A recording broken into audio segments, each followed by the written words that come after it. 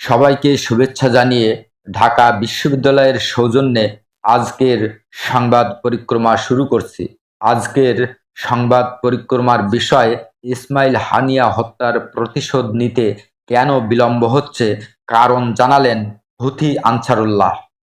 তেহরানে Hamas নেতা ইসমাইল হানিয়ার হত্যার প্রতিশোধ অবশ্যই নেওয়া হবে, তবে ইসরায়েলকে একটি কার্যকর ও বেদনাদায়ক জবাব দেওয়ার জন্য অতিরিক্ত সতর্কতা অবলম্বন করতে গিয়ে দেরি হচ্ছে বলে জানিয়েছে ইয়েমেনের সশস্ত্র গোষ্ঠী হুথি আনসারুল্লাহ।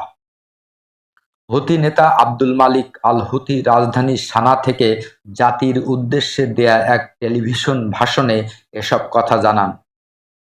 তিনি বলেন, ইরানের নেতৃত্বে প্রতিরোধ অক্ষ নিঃসন্দেহে একটি প্রতিশোধমূলক অভিযান চালাবে, যা ইসরায়েলের জন্য হবে খুবই কার্যকর ও বেদনাদায়ক অভিযান। তবে সে অভিযান বাস্তবায়নে সতর্কতা অবলম্বন করতে গিয়েই মূলত প্রতিশোধ নেয়ার কাজে দেরি হচ্ছে। ইয়েমেনের এই নেতা বলেন, ইরানের প্রতিশোধমূলক হামলার আশঙ্কায় গত ৩১ জুলাইয়ের পর থেকে ইসরায়েলি বসতি স্থাপনকারীরা তীব্র আতঙ্কের মধ্যে দিন কাটাচ্ছে। তবে মধ্যপ্রাচ্যের অন্যত্র ইসরায়েল বিরোধী অভিযান চলমান রয়েছে বলেও জানান আব্দুল মালেক আল হুথি।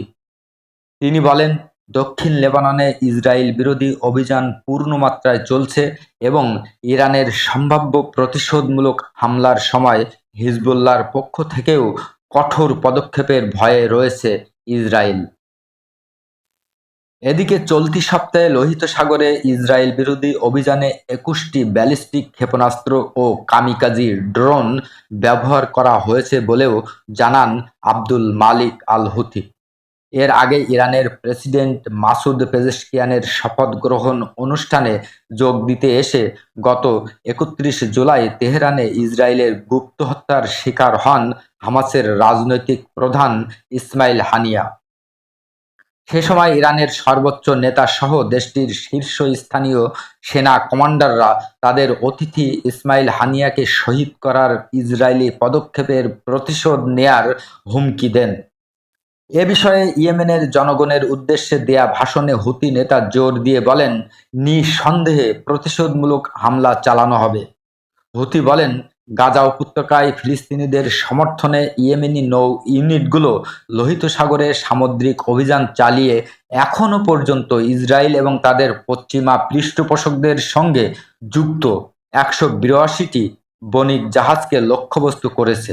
আনসারুল্লাহ নেতা এ সময় ইসরায়েলি সরকারকে কটাক্ষ করে বলেছে, তারা মার্কিন যুক্তরাষ্ট্র এবং অন্যান্য পশ্চিমা দেশগুলোর সহায়তায় এবং সমর্থনে গত ৩২১ দিন ধরে গাজার বিরুদ্ধে শতাব্দীর শ্রেষ্ঠ অপরাধ করে চলেছে।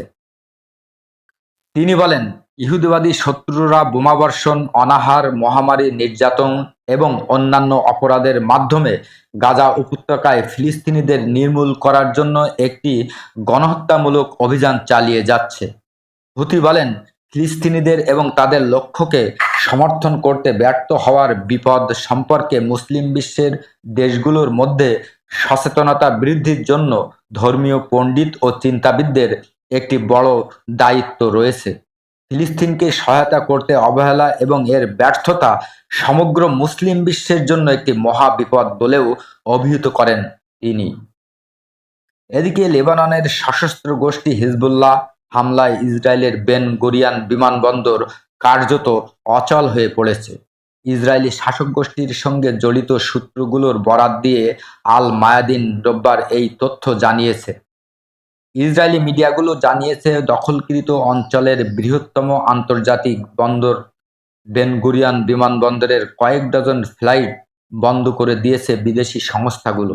ইসরায়েলি সূত্র অনুযায়ী বেন গুরিয়ান বিমানবন্দরের ৫০টি ফ্লাইট বাতিল করার ঘোষণা দিয়েছে কর্তৃপক্ষ।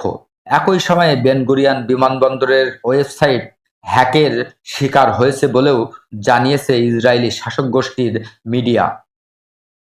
ইসরায়েলের মিডিয়াগুলো জানিয়েছে, বেন গুরিয়ান বিমানবন্দরের কিছু ফ্লাইট রামন বিমানবন্দরে এবং অন্যগুলো কায়রোতে অবতরণ করেছে।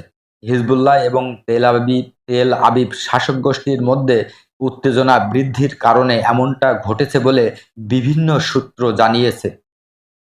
ইসরায়েলি চ্যানেল 12 জানিয়েছে, সাম্প্রতিক উত্তেজনার মধ্যে জননিরাপত্তা নিশ্চিত করার জন্য এই সিদ্ধান্ত নেওয়া হয়েছে। এই অবস্থায় রোববার সকালে ইসরায়েলি নিরাপত্তা বিষয়ক মন্ত্রিসভা একটি জরুরি বৈঠক ডেকেছে। আজকের সংবাদ পরিক্রমা এখানেই শেষ করছি।